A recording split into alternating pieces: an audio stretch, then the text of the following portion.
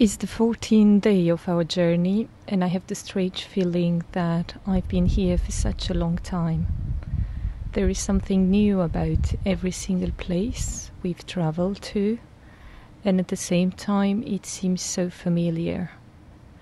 But who knows? Just imagining how this journey was 105 years ago and traveling back in time opens a door for another imaginary journey through Philby's writing and black and white images. Or who knows, it might be the landscapes around Jeddah, with so many mountains and green areas, with flocks of sheep rambling the mountains with their herders. When you look around, you can imagine yourself being in the Carpathian Mountains, somewhere in a remote Afghan valley or some other place in Central Asia.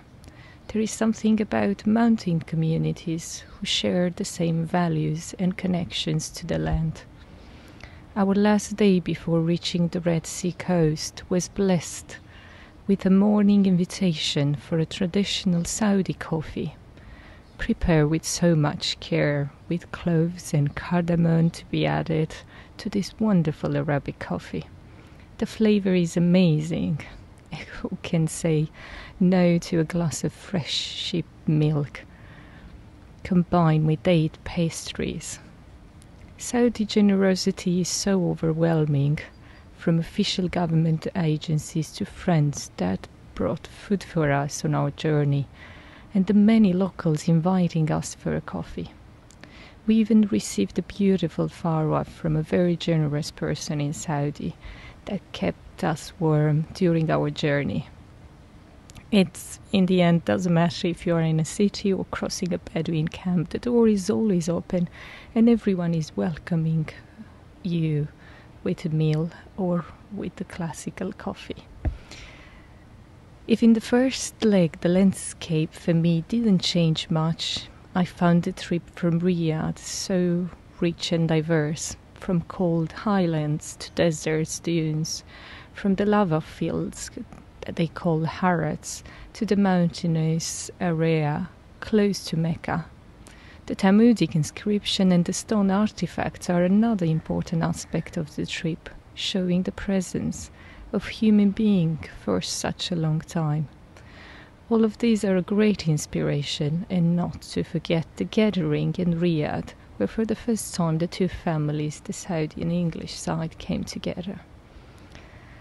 And it was also very emotional. Traveling this time of the year wasn't an easy task for Philby. The bitter cold, the rain, the harsh terrain makes everything harder. Everything took so much time. No wonder he would travel for 12 hours on a daily basis. Time for us is so different as everything goes fast. We want to do things quickly and stay more connecting to our devices than to our surroundings. Philby would not have had a screen, but rather a notebook where he wrote down all the observation after his day of traveling. The same cold, unfortunately, caught up with me, and I fell ill for the first couple of days, which drained all the energy out of me. I was lucky to have found a pharmacy in a small town. Then we could, it was very surprising. We could even get an online appointment with a doctor in order to receive the medication I was needed to fight back to health.